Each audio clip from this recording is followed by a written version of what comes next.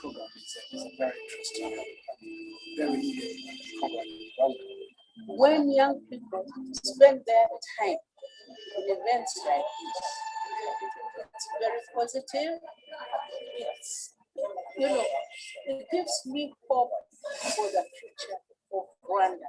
Reading for Chinese events get informed and know more about the world. And that platform offers to the audience the discovery.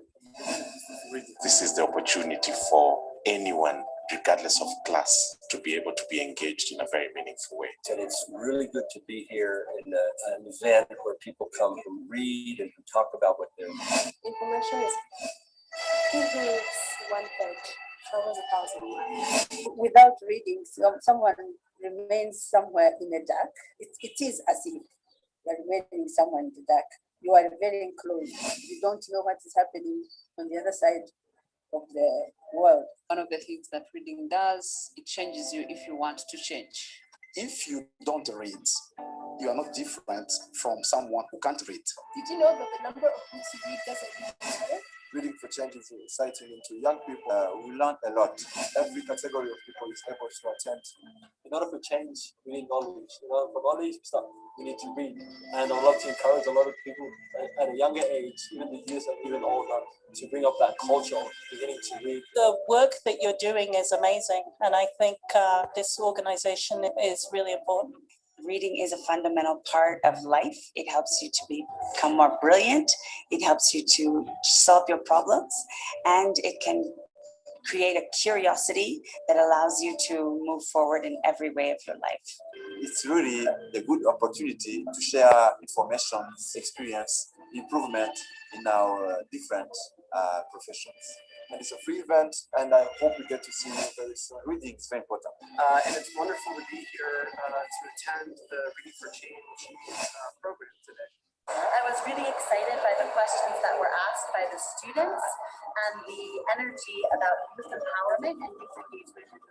Reading is very important to develop yourself and to develop knowledge about the world. Reading for Change, very transformational, very good.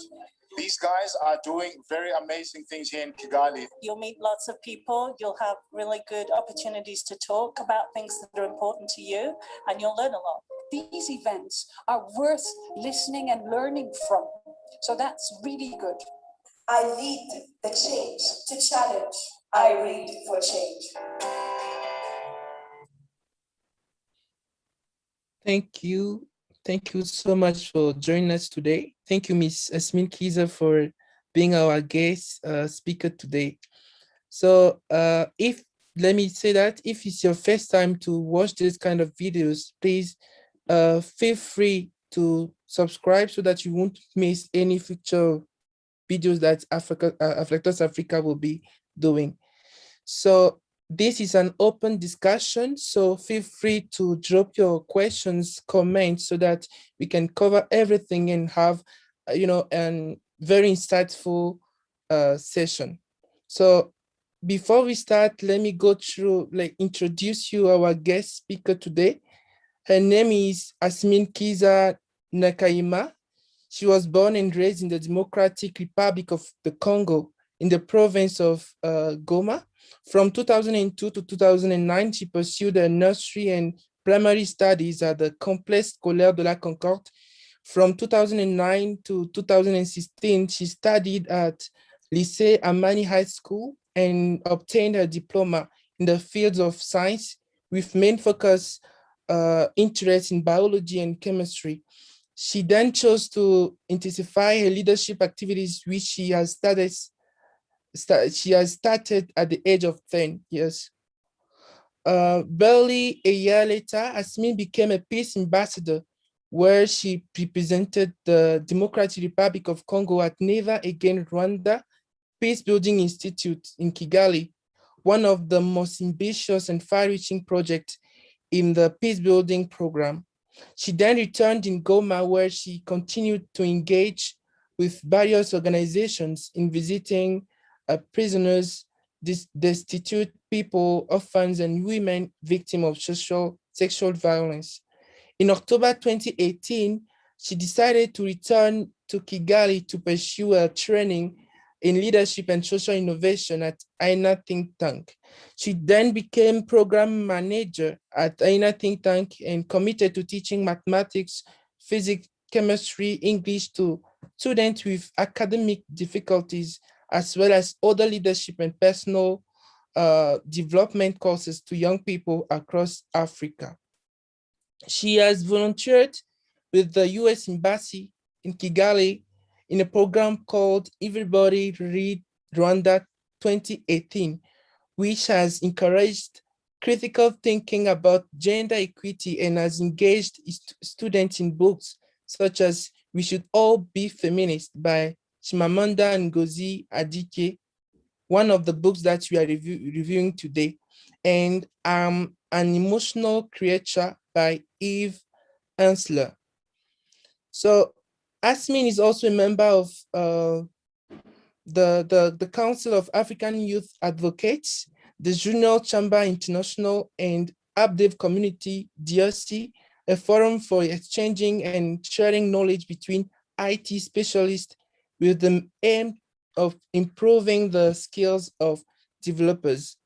So she has been recently invited to become a youth advocate at the Education Above All Foundations, an international organization based in Qatar that envisions to ensure inclusive and equitable quality education for all.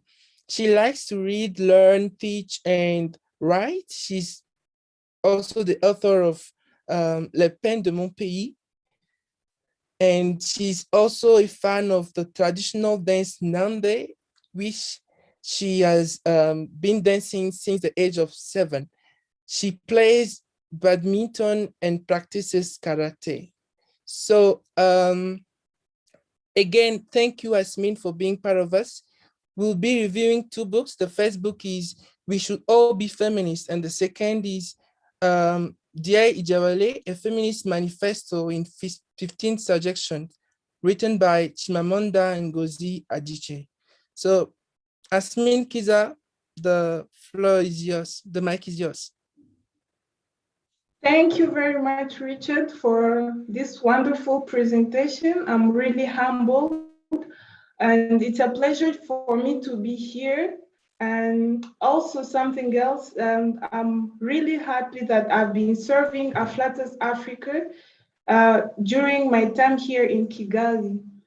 And before starting reviewing the books, I will maybe talk a little bit about the author, Chimamanda Ngozi Adichie, who is a Nigerian writer. She has written different books and essays. She has also won the Mark True Genius Grant. So I'm going to cite some of her books, Purple Hibiscus, Half of a Yellow Sun, The Thing Around the Neck, Your Neck, and Americana. She has written also We Should All Be Feminists, and Dear Ijawele, a feminist manifesto in 15 suggestions. She has written also some of other essays recently. So before starting to talk about the books and the content, I'm going to first maybe give a little bit of, have an idea about what feminism is for us and how the author also describe and define feminism. So I'm going to quote one of the book and also involve one of the song that was sung by Beyonce, who is an international superstar, if I can say that. So in her song, no less, she quoted Chimamanda, but also in the book, Chimamanda said this: we teach girls to shrink themselves, to make themselves smaller. We say to girls, you can have ambition, but not too much. You should aim to be successful, but not too successful. Otherwise, you threaten the man. Because I'm female, I'm expected to aspire to marriage. I'm expected to make my life choices, always keeping in mind that marriage is the most important, that marriage can be a source of joy and love and mutual support. But why do we teach girls to aspire to marriage and don't teach boys the same? We raise our girls to see each other as competitors, not for job or accomplishment, which I think can be a good thing, but for the attention of men.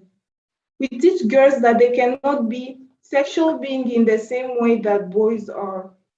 Feminist, a person who believes in the social, political, and economic equality of the sexes. So when I'm saying we teach, it means this is more inclusive, like men and women all like contribute to this, to what we are teaching our generation and our society. So in the book, We Should All Be Feminists, the author talked about gender roles, and as we have defined the meaning of feminism is it's the equality of gender. And she was dreaming about a society of happier women and men. So when I was sharing the link, the link to our YouTube channel, I wrote something. The theme was, we have evolved, but our ideas of gender have not evolved very much, which is true.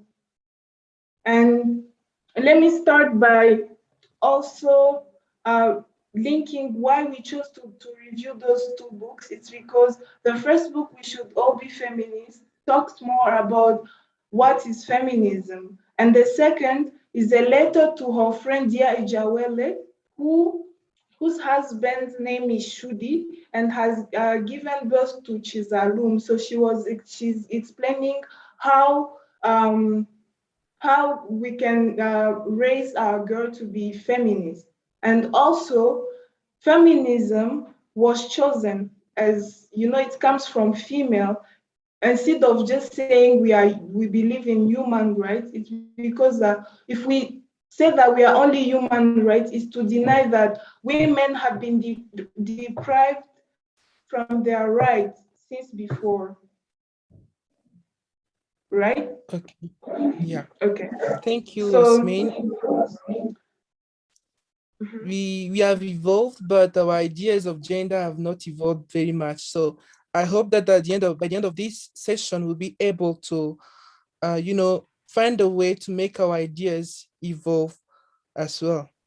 So Asmin, let me start with this question. So why do you think most of the people prefer to avoid feminist or gender issues related topics? That's a great question. I believe that people are more reluctant to talk about this type of ideas. It's because we rely on our cultures. And in the book, We Should All Be Feminists, the author said, we are the one making cultures. Like, people make culture. Culture does not make people. If we are the one making cultures, it means we can change them. The same applies to policies that can bring inclusive growth. We can change them. It's more about the mindset. If we can change our mindset, we can evolve. All right. So let me remember those who are watching this, that you guys can put your questions and comments so that we can, Asmin can help us get answers. And, it's kind of have trying to have a better interactions, because this is an open discussion. So, Asmin, is it possible for men and boys to identify themselves as feminist? Yes, sure. Like in the book, We Should All Be Feminists First, on page 24, the author said, we spend too much time teaching girls to worry about boys, think of them, but the reverse is not the case. We don't teach boys to care about being likable. And in the second book, she was talking about we should reject. She was advising her friend Ijawele to reject the idea of likability. And she was telling her to teach her daughter Chizalum to be honest and kind. Okay, and there is also on page 30 where she said, our society teaches a woman at a certain age who is unmarried to see it as a deep personal failure, while a man at a certain age who is unmarried has not quite come around to making his peak. So the thing is, both women and men can be feminists, because this benefits all men and all women. As I said, we have stifled the humanity of men too, because boys have been told at an early age, don't cry, be strong, do not fear. But we don't question their vulnerability. We tell them that they cannot cry, they cannot show that they are vulnerable. And sometimes you find it hard for a man to ask for help. Yeah, sure. Which means that both men and women can become feminists. All right. So this question, what about our traditions? Don't you think this can impact our Africanity? So the thing is, some people say that feminism is not African, but for your information, feminism is African. If we look back to our history before the colonization, we had strong women in Africa. When colonizers came, okay, they brought the idea of, that are in the Bible, and the author talked about it in the book of Dear Ijawele, when she's suggesting the 15, when she's talking about the 15 suggestions. She said that we should be aware of the term feminism light, which means that, which has some ideologies that are such as, he is the head and I'm the neck. Those are things that you can find in the Bible that people might misinterpret them and saying, okay, if he's the head, it means he's naturally strong, and I'm the neck, it means I should know my limitation. And as I said again, men can do anything that biology allows, but not breastfeeding as well. Like, as I talked about breastfeeding.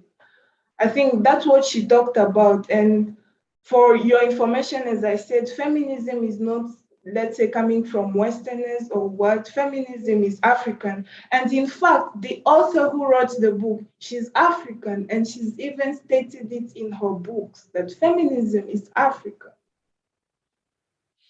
All right, thank you. So please, for those who are watching this, please, I'm still waiting for your questions and your comments, because this is an open discussion, is very insightful as well. So let's come together and try to share our knowledge, looking at this amazing topic that we are discussing. So Asmin, so I have a question for you. So looking at what Chimamanda described, I don't know if I watched a video where she was saying that when she was aged 9, she was 9 years old, she was fighting to become the class perfect, but although the fact that she ended up getting the highest grade, she didn't she didn't become the class perfect, just because according to the teacher, only boys can become good cat perfect. So do you have, can you share with us those kind of experience that, like, one time you felt that way, you felt so bad because of your status, and how did you manage to go through that, if you don't mind? So that's a great question. So while growing up, I used to love going to school, studying and all that, and I really performed well since I was a child. And something else is like, when growing up, I was bad at cooking, like really bad at cooking. Yeah, and it was really hard because, of course, I had to know how to cook, but there are these individuals that will come and say, if you don't know how to cook, your husband will kick you out. He will bring you back home. I would love someone to tell me, like, if you don't know how to cook healthy food, because I maybe only knew how to cook chips and eggs. So if someone would tell me, if you don't know how to cook healthy food, you have problem, you might, with your health and all that. But for someone to tell me your husband will kick you out, these are common things that we tell our daughters out there. And in the book, the author mentioned something. She suggested to her friend to teach her daughter Chizalum to question the language. Sometimes you will do something and they will give you an identity of that mechanical girl, okay? That girl who does karate, those identities. So we should really question them. And I want to give you another example. Like, most of the time, a woman will finish, let's say, her studies, and you find these people asking a question like, have you finished your study? You can get married. But that question, generally, they won't ask it to a man. The question to a man will be something like, have you finished your studies so that you can find a job? Do you have a job? So this is why she said that we teach girls to expected to get married. If we were to teach them to see jobs as an accomplishment, as something really valuable than bringing marriage in front, because you come to realize that women are really much prepared since their early childhood to how to take care of babies, how to take care of this and this. And you find that it's a completely something else for a boy. So when these two individual partner and then they get married, the woman is so much prepared than the man, okay? And the author talk about something very important in her book. Marriage is not an achievement. We should not teach girls to see marriage as an achievement. We should instead teach them to aspire to jobs, like creating jobs and all that. And also, she talked about how, let's say, domestic work, it's a life skill. It's something we can learn, both men and women. It does not come soul in the woman body. No, it's not that. So we can all learn that. She also talked about something in We Should All Be Feminists. She said that when a man is doing something, let's say the man is cooking, is taking care of the baby, we should avoid the word he is helping. He's not helping. He's doing what he's supposed to do.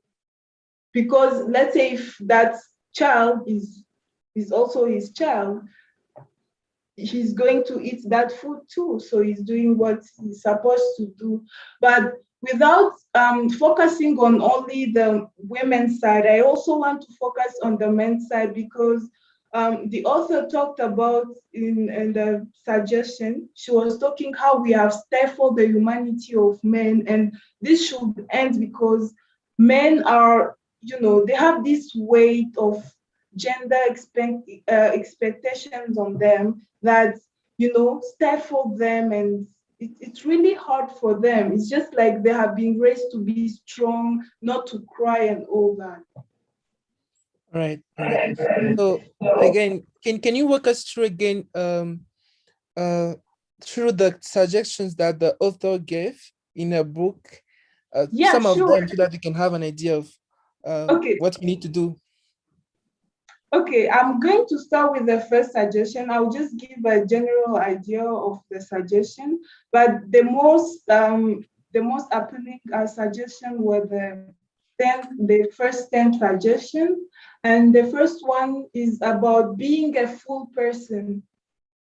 And this is more, it concerns, I think, like women, because he's talking about being a full person. Motherhood is a glorious gift, but do not define yourself by motherhood. Be a full person.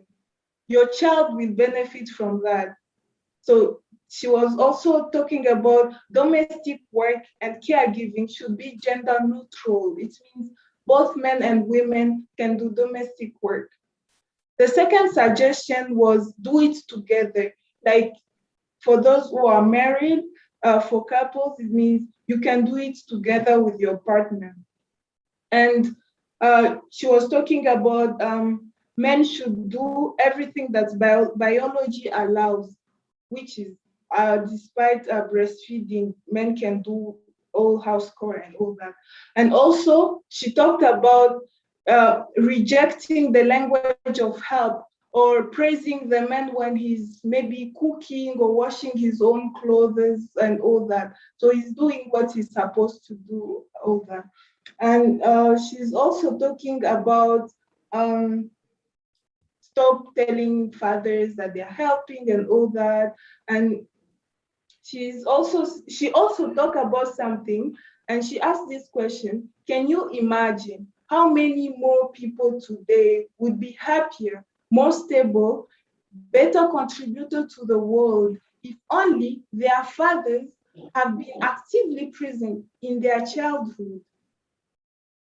So she also says something: you should not be a single mother unless you are truly a single mother. The third suggestion was about, she was suggesting her friend Ijawele to teach Chizalu, her daughter, that the idea of gender role is absolutely nothing, nonsense. Like, she also gave an example when growing in a show, buying a gift for Chizalum, she found out that there is a place of boys and girls. A place of boys is filled with things with color like blue, green, and all that. But the place of girls is filled with things like with color of pink and all that.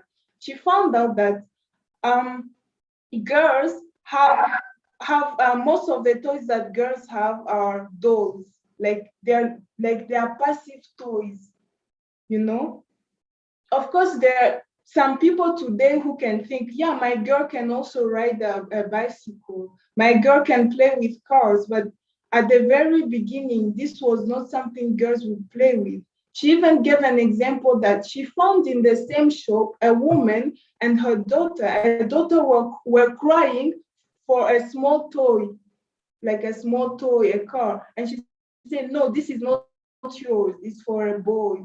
And she went to buy dolls that are passive. Can you imagine that most of the toys that we give to our boys are active, are cars, robots, and all that. But for girls, they're just dolls, like, okay, they're passive and they don't do anything, okay? So she talked about that in the third suggestion. And she was also talking about how the world have invented gender roles, like blue is for the boy, pink is for the girl. Even if you like this pink color and you are a boy, it's a problem. If you like blue and you are a girl, it's a problem. So she talked about that.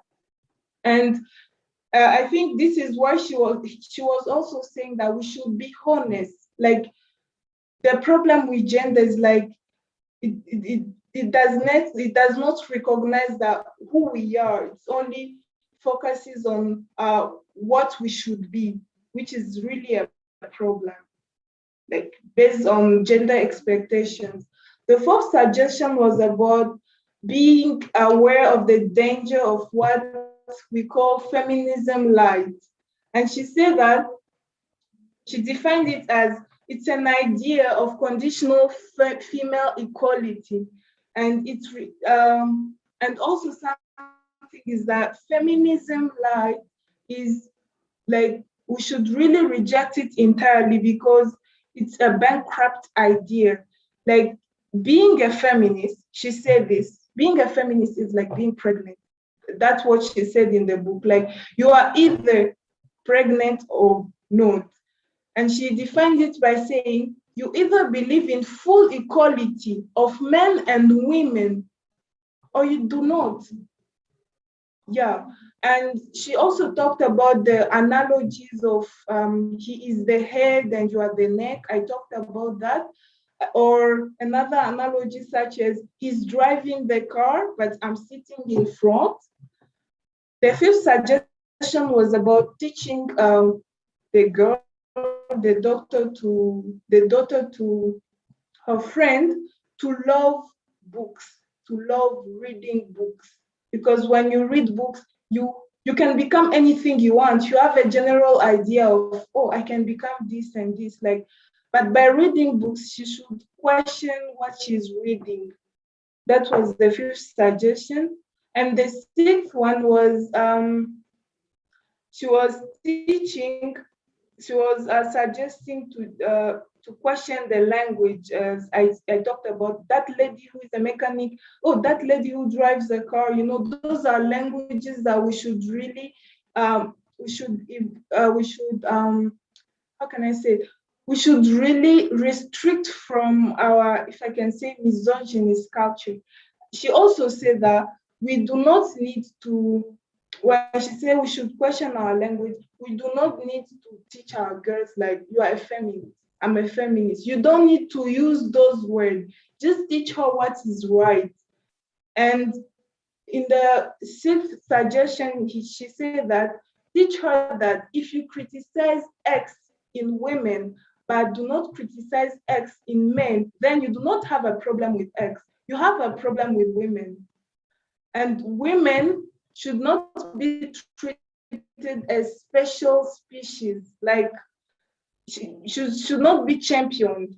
We can take an example today in what we call Miss, becoming Miss. There are now a lot of competition, like treating women as a special species. But do we do the same with boys?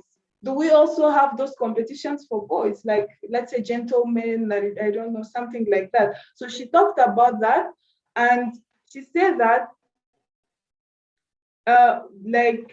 tell Chizalum that women actually do not need to be revered or championed. Like, they just need to be treated as equal human beings, like as equal as men. We don't need to, we promote women, we are special. No, we do not need to do that, or saying that women are princesses or something like that.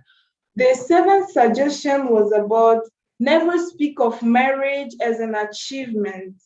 And women should have a choice to keep their names. Like, if my name is Asmin Kizanakaima, I do not have to change my name to take my husband's name that maybe I don't know the meaning, okay?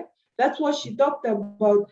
And the title, she also mentioned something about the titles of Mrs., Master, and Miss. And she was giving an idea of, I would love to have to remain Miss. Why is it that when a woman she's getting married, she has to add R in her title to be Mrs., but a man doesn't add something.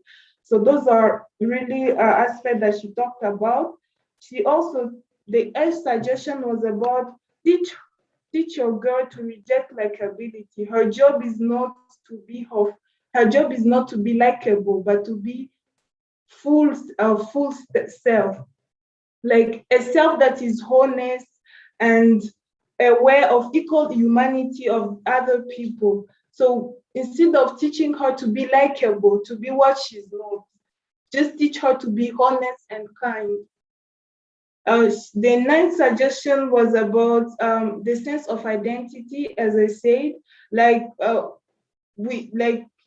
presenting herself, I'm from this culture, and she was talking about the Igbo culture. I'm from this culture, and she also talked about being selective about your culture. So I think the ninth suggestion has a link to the rest of the suggestion, like being selective about culture, because culture does not make people, people make cultures. The same applies to policies. We make policies about what gender should include, what women can do and what women cannot do. So it's all about the mindset.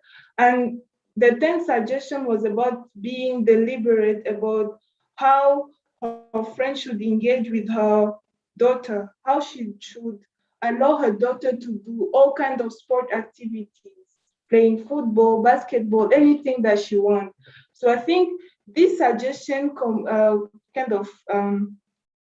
are like they are linked to the rest of the suggestions. Yeah, I think that's a general idea of what the suggestions are.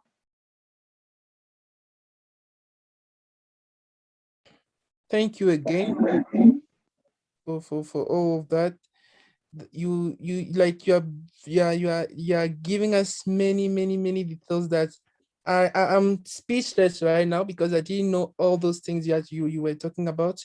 So thank you for all of that.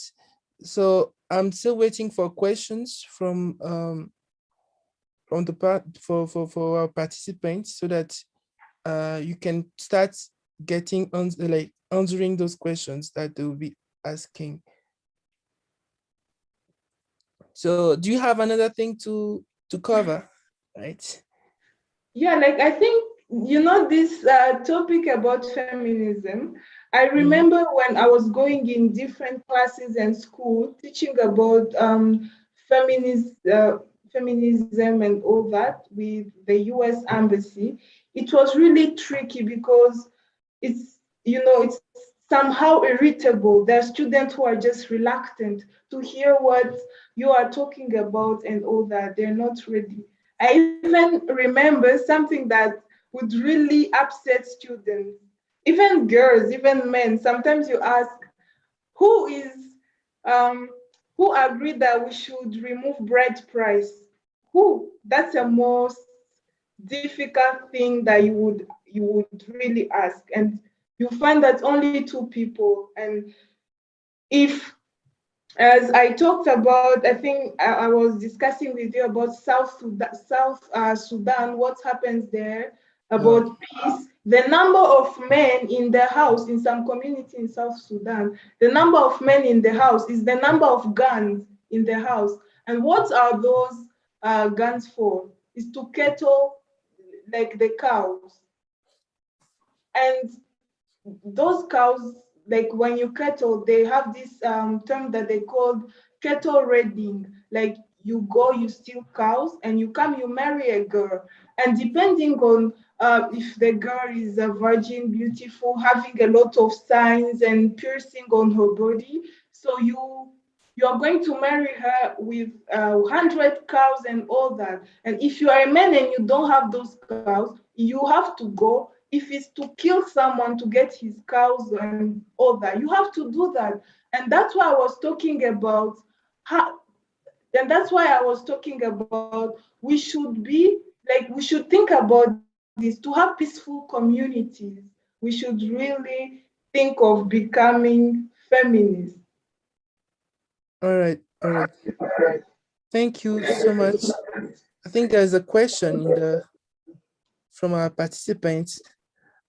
What book are we talking about? Yeah, we are talking about the books from two books. We are reviewing two books today from Chimamanda Ngozi Adichie. The first one is We Should All Be Feminist. And the second one is Dear Ijarele, a Feminist Manifesto in 15 Suggestions. So we are waiting for your questions or any thought about the topic we are discussing so that we can move forward. Thank you, Axel.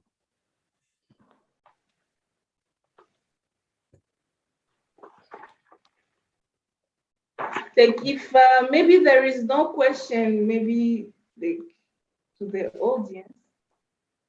Yeah. If you still have questions to ask me, like Richard, you can still go and ask me some questions. Yeah, I know, right? But let me give the opportunity to the audience, right, to come up with questions. I think things are getting are very clear in my mind right now. So I'm still waiting for them to come up with some topics so that we can, try to cover other areas of this. Oh, okay.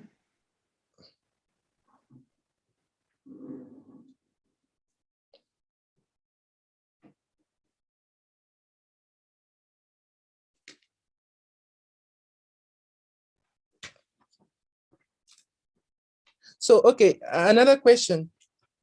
What is the difference between gender equality and gender equity? So the thing is, about gender equality, when we talk about equality and equity, I think the good term to use is equity, okay? But it comes that people might choose equality because women have been deprived of their rights since before. And when it's gender equality, it means that if men are here and women are here, they promote women and, to reach this level. But if it comes to equity, it means, okay, we don't leave men behind and women behind, we help them. Because as an advocate, when I advocate about education, sometimes you find that, okay, we want to help girls. Let's say you're advocating and helping this organization that work with only girls and let's say teen mothers and all that. But sometimes you find that there are vulnerable boys that need also quality education and you can't leave them behind. So when you leave them behind and you promote these girls, I would call that gender equality, like, okay, because men have had a lot of opportunities in the past, okay, let's bring women to the level of men. But how can we do it with equity? How can we bring men and women?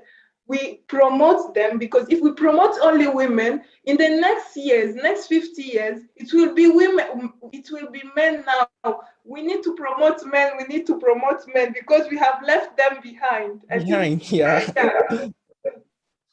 Right, yeah. Thank you so much.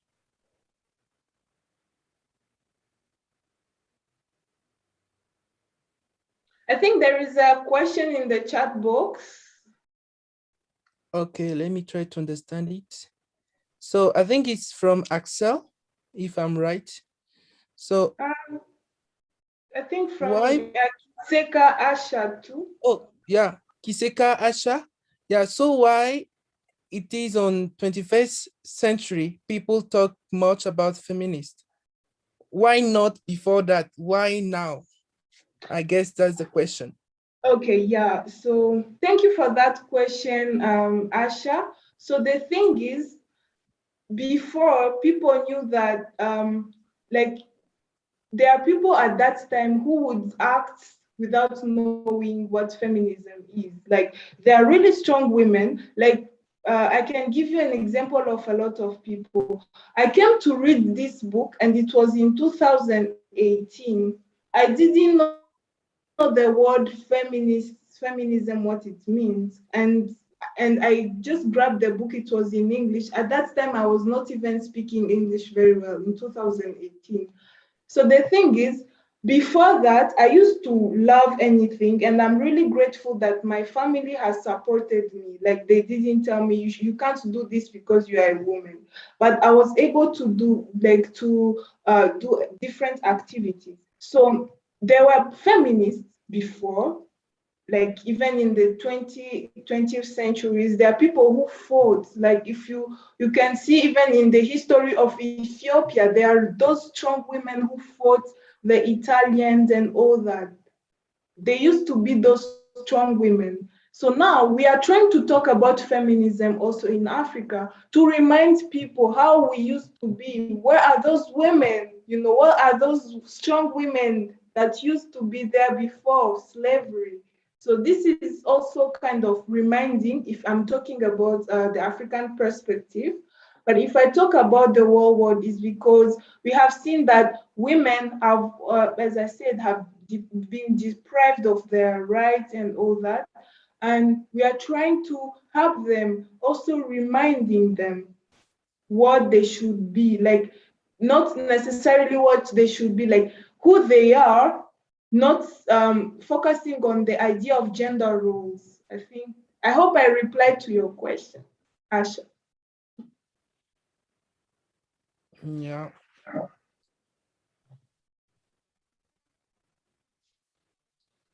Waiting for more questions to come, because this is becoming very interesting. And I know that people will engage with us, because this topic is something that we really need to discuss nowadays, because looking at our cultures and everything related, it's very important for us to have a good understanding of what is the fight for, and how can we move forward and make our ideas about gender, evolve. So how is that one? So please, Axel, can you try to clarify your question? I'm getting it's wrong. Yeah, I think you clarified.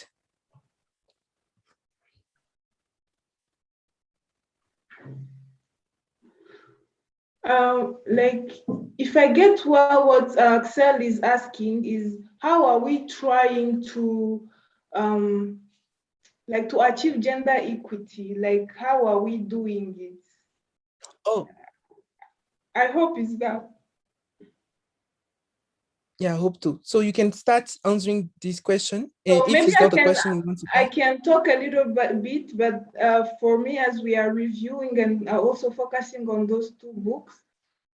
So the author said this on, I think on page 25. She said, I would like today to ask that we should begin to dream about it and plan for a different world, a fairer world, a world of happier men and happier women who are truer to themselves, and this is how to start. We must raise our daughters differently. We must also raise our son differently. I hope this replies to that question.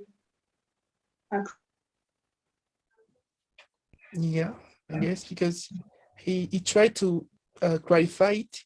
He meant, like, you talked about gender equality and gender equity, but he wanted to know how we can deal with both, right? So I think for that, let me try to see whether I can give an answer, and if you have something to add, you can add on. I think what she said is that, what she meant is that it's not about gender equality, but it's rather about gender equity. And we should try to, we shouldn't try to talk about equity, but equality, but rather mention how we can make sure that we are helping both genders. Is that right? Yeah, you Yeah, can add on. yes, I think that's what you are saying. And if you've listened carefully to what I've said, the author like is really like feminism is really close to gender equity than being closer to gender equality, because she talked about this like we should not treat women as special species, like they should not be special things like telling women you are flowers, you are, you know, those things. Like it shows that they are second class citizens instead of being equal to, like, if I can say, equal to men. If I talk about equality in this term, is like the idea of, let's say, physical and no, intellectual and mentality, like we are kind of equal. But when we talk about equity, that is access to social, political, and political and economic equality of both genders. That is really equity. That is equity. And that's what feminism means. But when we talk about equality here, it's more of the house core, it's equally done, the like taking care of the baby and all that is equally done. But when it comes to equity, it really involves social and all that. Okay, so I just said something. Choosing equality is basing everything on numbers, but on the other side, is it really helping? Somehow it brings some injustice, I think, to according to him. I think that's what you just covered. Yeah, I think Axel is having like different questions, and there is also another question for Peter or Reb. Yeah. For example, Mama Denise, she's giving an example of one of the, let's say, First Lady of DRC, best known and commonly called as Mama Tshisekedi. Oh, I see. Okay, I think here are some good questions and hot ones. They are talking about names, how someone can change also her names to her husband's name, right? So that's okay, it's her choice. But for some, as the author suggested, we do not need to have that name like your husband name. No, not necessarily. Because she also talked about this. Would the husband be ready to change his name to have the wife name? The question might be no, right? So Axel also talked about the job applications that sometimes are really discriminatory, where they say women are encouraged to apply, all that, you know. I think those are sometimes like there are jobs that they will say, okay, women are encouraged to apply maybe to, how can I say, to encourage women. But for the authors, she said we should not really focus on that, like women are really encouraged to apply or something. Or maybe, okay, we need gender equality in our office. And another reason might be maybe we are encouraging women because we want them to be represented. Like if we are only working with men, we need also women in our, let's say, department. For that, I think, like for that, what I think what Axel is saying is also makes sense, because you know, it's not about just having numbers, but it's also about looking at the qualifications of that person. It's not because we are trying to promote girls, or that we need to say, okay, 50-50, although some girls don't have the qualification. It's the same thing looking at men. So I think that's something that can change when it comes to gender equality. I really don't think that is the good approach to help women, because we can't help them, or we can't say that we are promoting girls and at the same time trying to give them some advantages, right? Yeah. So for that, I think if it's a matter of promoting girls, it's a matter of giving them, I mean, putting them in real life situation and telling them that, okay, you have the same, I mean, the same opportunities as boys. So it's up to you to make sure that you are, you are standing out, you see. So I think that's a great point too that Axel is making right now. And thank you, Axel, for your comments. Yeah. I think he also mentioned something about the Rwandan education. For example, women can pass the national exam with less grade and have scholarship with less grade, you see, and men are left behind, okay? So this is something that we are talking about again, because it's really a problem, because it's, how can I say it? Of course, they are promoting girls, like giving them scholarship to promote them, but we should not leave boys behind, okay? And we women, we should also like make it possible for ourselves. If it's to empower ourselves, we should also be in the process. We should sit at the table in the process. We should not only include men, okay, promote women, promote women. Where are the women? Like, are we also working hard to deserve those qualifications? That is a question. Because if we are only taking women and they don't deserve this, that is really a big problem.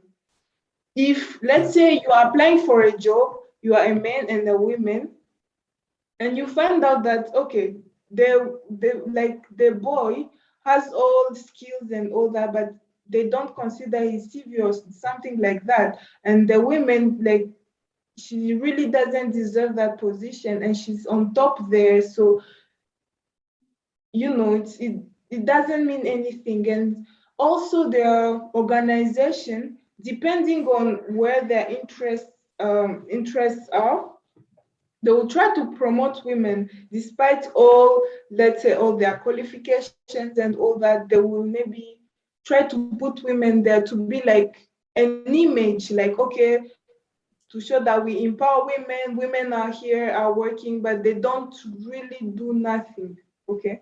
So we should really consider that. And if we're talking about equity, it means, do you deserve this?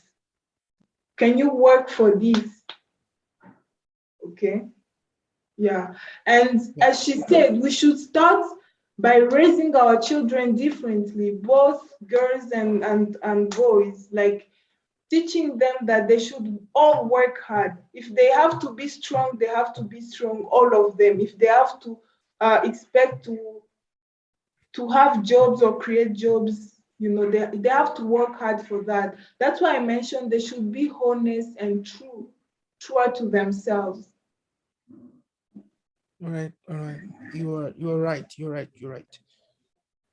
So let's see whether there are new questions in the chat box.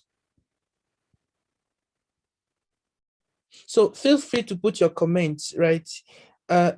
Your questions or your comments, right? What are your thoughts regarding this topic that we are discussing today? Do you agree with what we are saying? Why? If you don't, why what don't you agree with that? So feel free to put your comments as well so that we can make it right. So yeah, thank you, Axel. Yeah, thank you, Axel. I like the comments.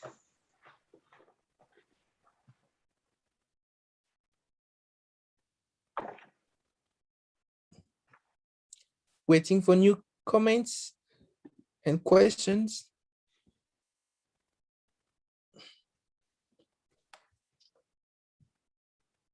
All right.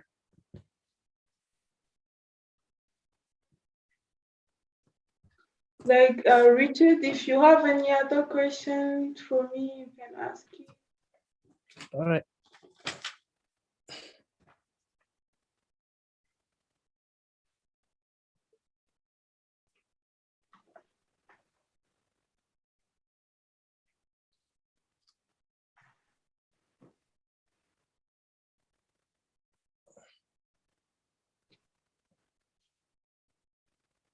Thank you, Asha, for your comments.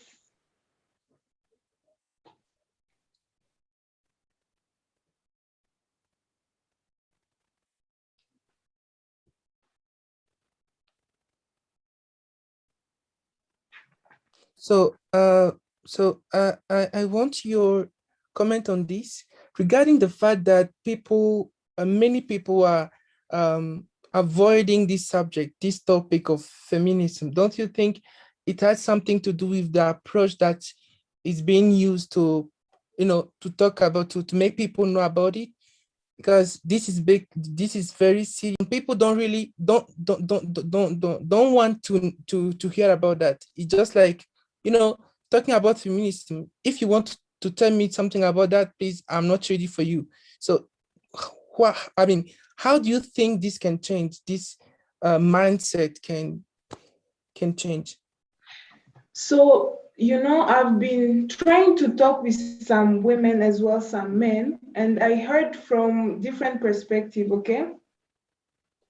And sometimes you cannot, the way we approach people about feminism, like critical thinking is really involved, because you cannot come to someone who has been, let's say, dependent for her entire life, depending on someone, and then you just come on and say, we should be feminist, you should be feminist. How will the person, deal with that? So that's why some organizations started by empowering, let's say, women, because they came to realize that in most of the case, women are really dependent. So they wanted to make them independent at some point. But another problem that sometimes you face is like, are they ready to be independent? So if they are not ready, they will tell you, I'm not a feminist. There are women, they will tell you that. And there are men, they will tell you, I'm a feminist. That is something else that we should consider. And the way we can change it is by starting, like creating, let's say, institution, and also giving and providing safe spaces for both men and women. But in most of the case, we provide safe spaces for women where they can really interact, talk about their problems, and tell you why they cannot be feminist. That's another thing. Like for someone who grew up in a community where women, like girls, were not allowed to go to school, at a certain age, 13, you get married. How will you tell that person you should be a feminist now? No, you should maybe start by empowering the person and tell them, you can do better, or try to tell them if they can go back to school. It's a process. It's a working process, All right. Yeah. So Axel is asking, is there any social and economic structures that are in place? Because we are talking about ideas and everything is very brilliant, but nothing will change if there's no structure in place to promote that. So the thing is, now, like, there are a lot of feminism movements. There are really a lot, like Me Too movements, something like that, like, those kind of movements that promote feminism and all that. But the other thing, that we cannot do something without the government and all that. So there are policies that should be implemented, Like, let's say today, for example, in some constitution, it's even written, like, you cannot maybe marry someone, like, if you don't bring the bride price and all that, okay? So those are, let's say, rules and, regulation that people have been following. You find that if they are putting in a policy such as, okay, and rule, like, you should marry a girl with 100 cows.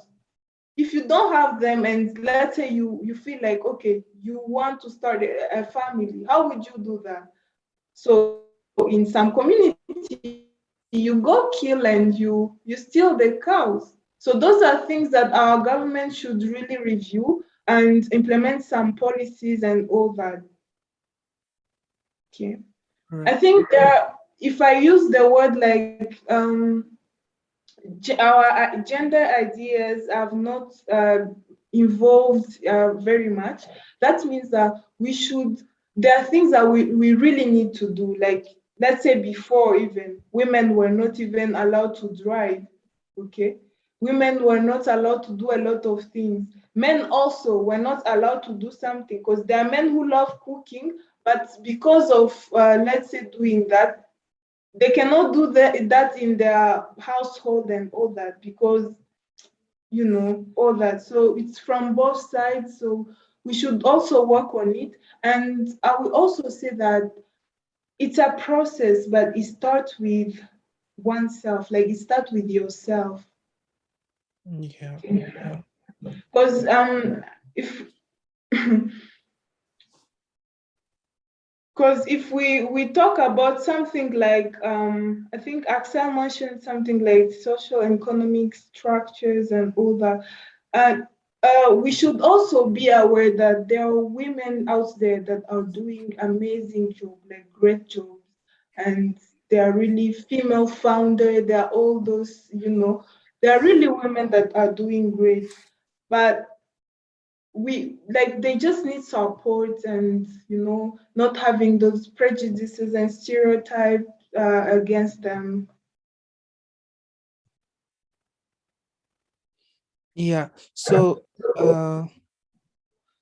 Kiseka Asha just said that she thinks that marriage is an achievement because some families in Africa do think so. So yeah, so it's about a mindset of the family, just not just about changing the mindset of the girl, but also it's a work that needs to be done regarding the families, our traditions and everything. I think I have something to add on that. So I think to add on that, as I said, if we would have the chance to read the book, if you have the chance to read the book, Asha, you'll find out that those women who could not get married see themselves as failure. Like, I really failed. Like, my life without marriage is nothing. Like, what have I done and all that? Why are others getting married and all that? And in the book of Dear Jawele, Chimamanda suggests that we should teach, she tried to tell her friends, teach your daughter about differences, but she should not link difference and value together, okay? And that means a lot, okay?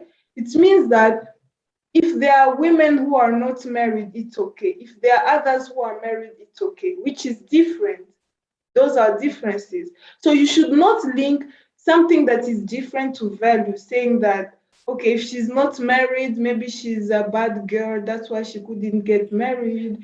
If she got married, she's calm. No, it's not about that. So we should really we should not link those things together. Differences and values, they're completely that are, yeah. And to add on that, she also talked about, let's say, religion and all that. Like, there are people who pray, there are those who don't pray, and there are those who, let's say, don't even know that God exists.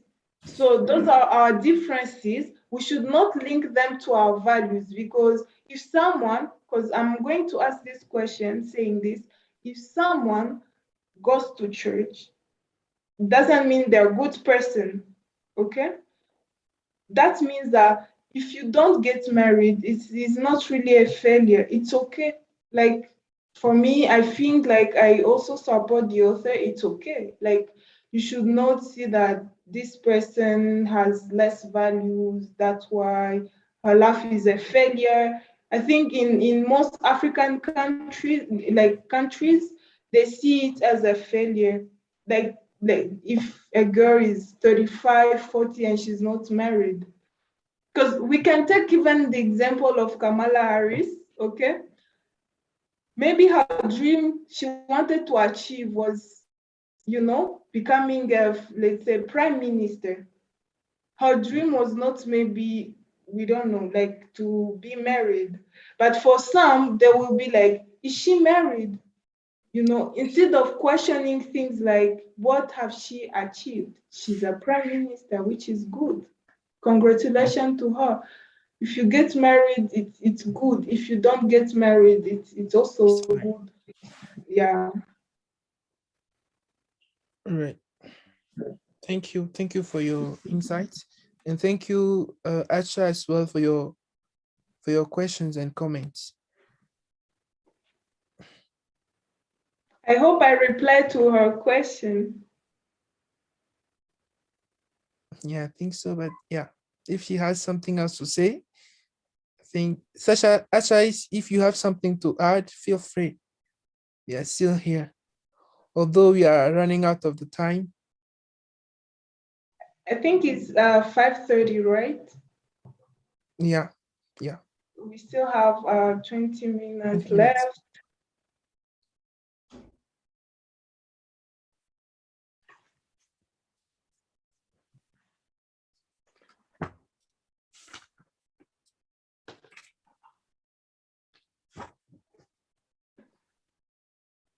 This is a great conversation so far. Yeah, it has been good. Yeah.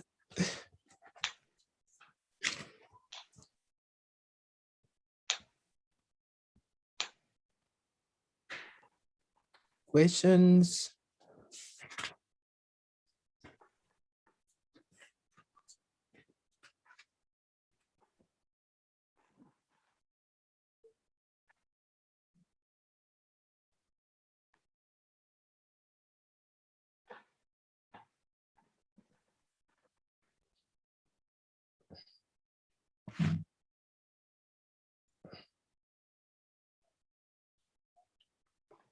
So let's wait a few minutes again, and if there's nothing, we will how to wrap up this call. Yeah, And or if you have a question, you can still ask question. yeah.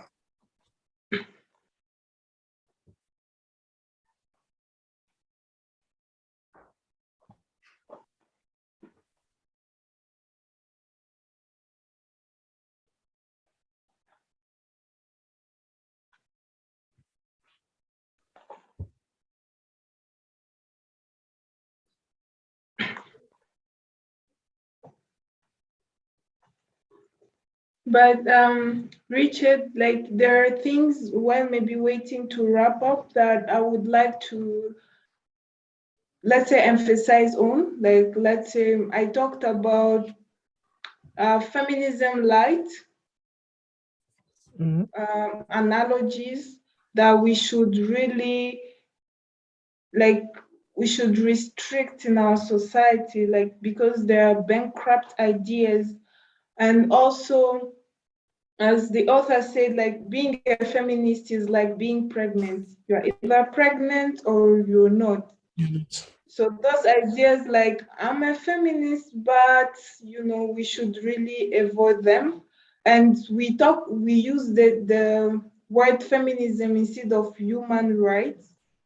So having human rights is more of let's say equality and helping the vulnerable people and all that. But when we talk about feminism, let's say when we talk about feminism, that means that we really include both men and women, because men have also suffered. We cannot see that, but they have also suffered, like, too, with what all those let's say gender expectation and all that. As I talked about, like men would have been maybe happy if they were taught that, okay, it's okay to fail. It's okay to fail. You can fail and then work hard and all that. But sometimes it's not the case. Like they have to succeed. If you're a man, you have to succeed. If you don't have a job, you are also a failure. The same thing for a girl. Like if you are a man and you don't have a job, you are a failure. For a woman, who is maybe in her 30s. If you don't have a husband, you are a failure. So we should really consider those things. And as the author said, we should live in a world of happier men and happier women. Yeah. Right. Yeah. So thank you so much for those details. And thank you as well. Thank you, Asha, for your questions as well. She's just thanking us for the answers that you were providing. Oh, thank you very much, Asha. So let's see if there's no coming like new. If there's no question, we can start. Like you can start giving your final words, right, for us to wrap up this session. So Miss Asmin Kiza, what are your final words regarding what we have discussed so far? Okay, so thank you very much. I really thank everyone who was able to make it. And I wish that every person would really engage into this, and it should not be the last time to talk about gender, because it's a journey, okay? It's a journey that should involve everyone. I also, I will also encourage the youth to participate in different, let's say, different community works, because it's really helped both men and women, okay? Because if I'm able to be here to contribute to, let's say, to the work that Aflatas is doing, is because at an early age I was able to, let's say, go to those what we call colonies de vacances. Like I was able to go through those and teach other young kids and all that. And also, we are not only children of our parents, okay? Even if we are boys and men, like boys and girls and all that, we are children for the entire community. So we should also consider that. Something else is like, I would also encourage both men and women to be full persons. Like if you are a boy, you should do anything that you would like to do, cooking, taking care of a baby, anything that biology allows. And if you are a woman, you should do everything. If you want to be an acrobat, do karate, anything that you want. And also, something else is like we should, as I said, we should be inclusive, like in anything that we are doing, which is really great. And something that is really very important is like we should work hard to deserve those accomplishments, like to deserve, let's say, those jobs, scholarships, and what. And we women should not be like, we should not be seen as a second-class citizens or special species. Like we are just equal. We are normal human beings, like men. I think that is the most important thing that I have to talk about. Yeah. If you have something to add, Thank you. Thank you so much. Like I just want to say something to men. Like we don't have to be ashamed of cooking for ourselves. There's no shame in feeding ourselves. So I just want to emphasize on that so that we won't feel like, yeah, this is a job that needs to be done by girls or something like that. So there is no shame in feeding ourselves. So again, thank you for these amazing sessions, and thank you thank to all of those people who have engaged. And this, feel free to keep posting your questions and comments on YouTube. We will try to look into them and give answers for that. And if it's your first time to join us, please don't forget to subscribe so that you won't miss any of the future videos of future sessions that Afflectus Africa will be organizing. So thank you so much again. Thank you, Asmin, for being our guest speaker. That was very a brilliant presentation, a brilliant session. So yeah, so see you next Saturday for the next the next event of Learn for Change, right? So yeah, we call it a day. Thank you so much. Thank you very much, Richard, and thank you all. Yeah.